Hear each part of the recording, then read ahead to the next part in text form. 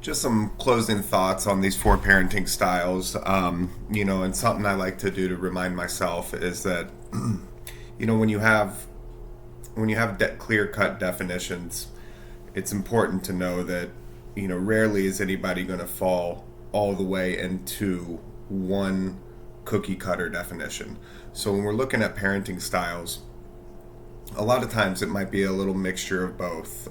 You may have a parent that's efforting, that's trying to do something different. So there might be some tones of a more authoritative style, trying to change their habits from authoritarian or maybe a more permissive style.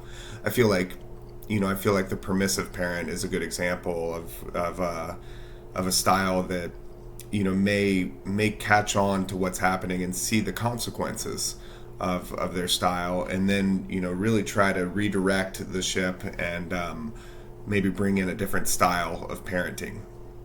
So a lot of times when we want to look at the effects that these different styles have on a child,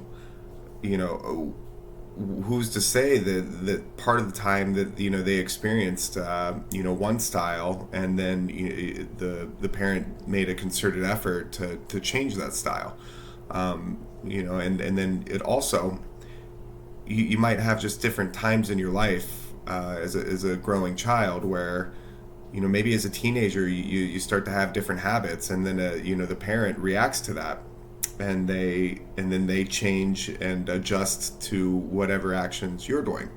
I should have stated this at the beginning. I am not a parent. I've never been in a position to be a parent or a step parent. But as we observe these things, it's hard not to see ourselves, whether it be in the way we were raised or maybe as an uncle, seeing some of the habits of my nieces and nephews. Excuse me. But again, really one of the closing factors for me that I try to harp on and always keep in mind is that you're rarely going to have a situation where it's absolutely clear-cut authoritative or authoritarian. You might have some obvious ones, maybe where it's the permissive parent or the neglectful parent, but that's not to say that this child isn't experiencing some kind of lifestyle where they might have somebody that does fill a different role for them. So while their parent might be permissive, their teachers might be authoritarian. Where one parent might be permissive, the other parent might be authoritative.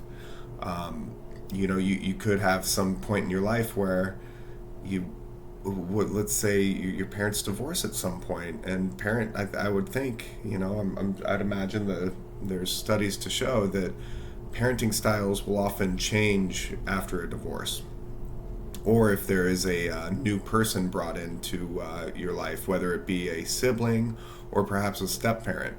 I think it should be considered that things are going to change. So in the course of a child's life, it's likely that they will experience several types of parenting styles, whether it be from a parent or not, or if it's a parent that offers several types of styles. So when we look at four styles, it's a great foundation to work from. However, it's just an opportunity to use this as a reminder that it's highly unlikely that a person has not experienced one, if not all, of these parenting styles at some point.